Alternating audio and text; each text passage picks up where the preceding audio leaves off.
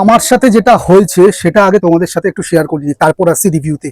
আমি তখন কাজে বেরিয়েছি সকালবেলা, তারপরে কাজে বেরোবার পরেই আমি যখন কাজের জায়গায় পৌঁছে সেখানে আমি ইউটিউবে এটা আমি ড্রপ হতে দেখি এই টিজারটা টক্সিকের।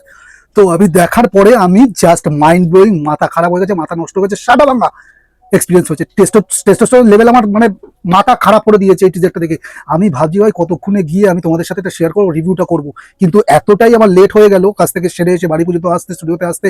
তো কিছু বলার নেই। তো আমি রিভিউটা শুরু করছি। তার আগে দিস ইজ যিশু, আর তোমরা চলো রিভিউ করে চলে। তোমাদের সকলকে সকলকে কারা কারা এখনো পর্যন্ত সাবস্ক্রাইব করে প্লিজ তোমরা সাবস্ক্রাইব করে নাও, পাশে থাকা বেল আইকনটা প্রেস করে নোটিফিকেশন অন করে দাও, যাতে করে আমার কোনো রিভিউ তোমাদের মিস না যায়। তো টক্সিক টক্সিক মুভিটা যখন আমি আজকে দেখলাম, তাই এই টিজারটা দেখো, গীতু মোহন দাস এই বইটা পরিচালনা করছে, মুভিটা পরিচালনা করছে। ইয়াসের লাস্ট যে ছবিটা ছিল সেটা ছিল কেজিএফ চ্যাপ্টার 2। তো কেজিএফ চ্যাপ্টার 2 পরেই জিতু মোহনের সাথে সে কোলাবরেট করে। যখন এই নিউজটা আমাদের সামনে আসে তখন কিন্তু আমাদের মনটা একটু আফসোস হয়ে যায়। কেন?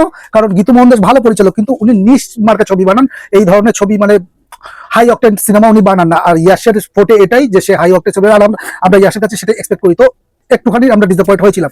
তারপরে যখন প্রথম টিজারটা আসে, মানে ফার্স্ট লুকটা যখন আসে, তখন কিন্তু খুব একটা সাড়া ফেলেনি, খুব একটা ভালো লাগেনি। এরপর পরপর কয়েকটা ফার্স্ট লুক আসতে থাকে, বিভিন্ন যারা অ্যাক্ট্রেসরা আছে তার মধ্যে কিয়ারা আদবানির যে টিজারটা মানে ফার্স্ট লুকটা ছিল সেটা বেশি প্রশংসিত হচ্ছে, বেশি বেশি মানুষ দেখেছে এবং প্রেস করেছে। কিন্তু আজকের ভাই রে ভাই, মাথা খারাপ হয়ে গেছে দেখে। টক্সিকের টিজার এই লেভেলে 2 মিনিটের ওপরে মানে ডিউরেশন, তো কেমন লাগলো দেখো। আমি প্রথমত তো বলি যে এখানে যে জায়গাটা দেখানো হয়েছে বারবার মনে হয় মানে এই মুভিটা আমার মনে হচ্ছে যে পিরিয়ড জায়গাকে সেট করবে, এখনকার সময় দেখাবে না, এটা আমার টিজার দেখে মনে হচ্ছে।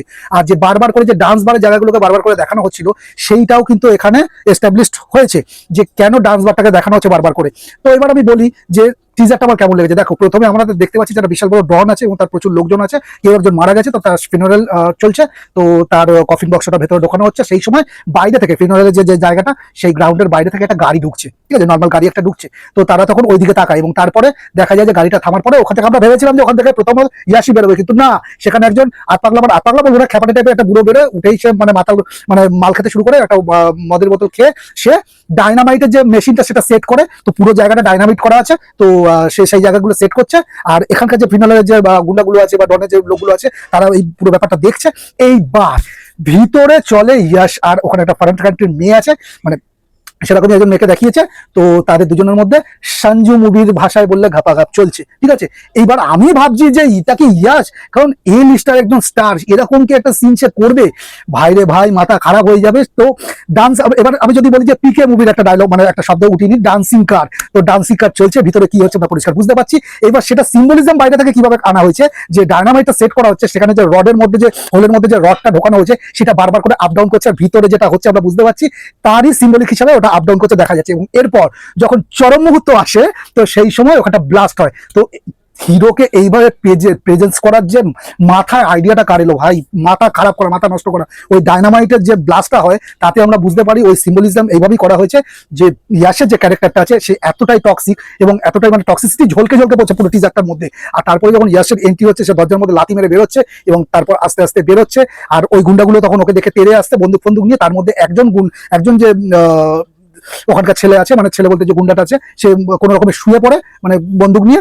তো তারপরে সে যেভাবে গুলি চালাতে যায়, মানে ওখানে যে ডায়নামাইটের যে ব্লাস্টটা হচ্ছিল তাতে একজন আহত হয়ে যায়, আহত অবস্থা সে পড়েছিল। এবং তারপর সে কোনো রকমের একটা বন্দুক তুলে নিয়ে ইয়াসের ওখানে ট্রিগার করে, এবং ইয়াস সেই জায়গায় এসে তার ওই বন্দুকটাকে ঘোরাতে আরম্ভ করে পা দিয়ে, এবং বাইরে মানে আশেপাশে যারা গুন্ডাগুলো আছে সেই বন্দুক যেভাবে ঘোরাচ্ছে সেভাবে গুলি খেতে খেতে তারা মরতে থাকে। এবং তারপর যখন লাস্টে যার বন্দুকটা দিয়ে ঘোরাচ্ছিল, যে শুয়েছিল, তার মুখের উপর এসে ব্লাস্ট হয় এবং সেখানে ইয়াসের এন্ট্রিটা হয়, মুখটা রিভিল হয়, সুপারস্টার রকিং স্টার ইয়াস যে লেখাটা চলে আসে। এবং তারপরে সেই চিরাচরিত জায়গাটা আমরা দেখতে পাই যে কেজিএফ 2 তে যখন আমরা ফার্স্ট লুকে দেখছিলাম যে ভায়োলেন্স ভায়োলেন্স ভায়োলেন্স, তো এখানে আমরা শুনতে পাই ড্যাড ইজ কাম। তো দারুণ লেগেছে পোস্টারটা, টিজারটা দারুণ হয়েছে ইয়াসের এন্ট্রি।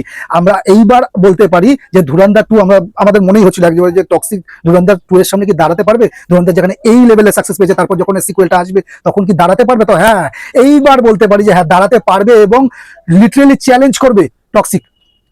নেক্সট লেভেল হয়েছে। আমি তো বলবো অ্যানিমেল আর মার্কোকে 10 গোল দিয়ে দেবে এই টিজার দেখে যা মনে হচ্ছে। এটা যদি পুরো বইতে থাকে রে ভাই, তো গোর দেখানো হবে। আর যেহেতু আমরা ব্লাড পাথও দেখতে পাচ্ছি আর টক্সিসিটি যে নেক্সট লেভেলে যাবে সেটাও দেখতে পাচ্ছি। এখন ব্যাপার হচ্ছে যে আমরা কেজিএফ চ্যাপ্টার 2 এর সময় আমরা বলেছিলাম যে ইয়াশকে বিস্ট মোডে নিয়ে গেছে। এইবার এই বইটা দেখার পর বিস্ট মোড তো নয়, এটা একটা নেক্সট লেভেলে যাবে। তো নতুন কোনো একটা শব্দ আমাদের খুঁজতে হবে, যেই শব্দ খুঁজে আমরা বলতে পারবো যে এই মুডে চলে গেছে এবার। তো এই ছিল আমার টক্সিক মুভির ফার্স্ট যে টিজারটা এসেছে তাকে নিয়ে ওভারঅল রিভিউ। আমি এখনো পর্যন্ত 13 বার দেখা হয়ে গেছে। লাস্ট বার দেখে যে আমার যে ফিলিংসটা সেটাই তোমাদের সাথে শেয়ার করলাম। তো এই ছিল আমার, আমি পাগলে গেছি দেখে। তোমরা যারা যারা এখনো দেখোনি দেখে ফেলো, আমার একটু রিভিউ করতে লেট হয়ে যাচ্ছে, বললাম কি কারণ কেন। তো আমি এই বইটার জন্য মুখিয়ে আছি। মার্চ মাসে 2026 আসতে চলেছে, ততক্ষণ আমাদের অপেক্ষা করতে হবে। এরপর তো টেলার ফেলার সবই আসবে, তখন আরো বেশিভাবে কথা হবে এটা নিয়ে। তো এই ছিল। তো এই ভিডিওটা যদি তোমাদের ভালো লাগে তাহলে একটা লাইক শেয়ার করে দিও, আর পাশে থাকো। আমার চ্যানেলটাকে সাবস্ক্রাইব করনি, প্লিজ সাবস্ক্রাইব করে নাও। দেখা হচ্ছে নেক্সট ভিডিওতে, নেক্সট মুভি রিলেটেড বা সিরিজ রিলেটেড রিভিউ। ততক্ষণ ভালো থাকো, সুস্থ থাকো, দেখতে থাকো। চলো রিভিউ করি। টাটা।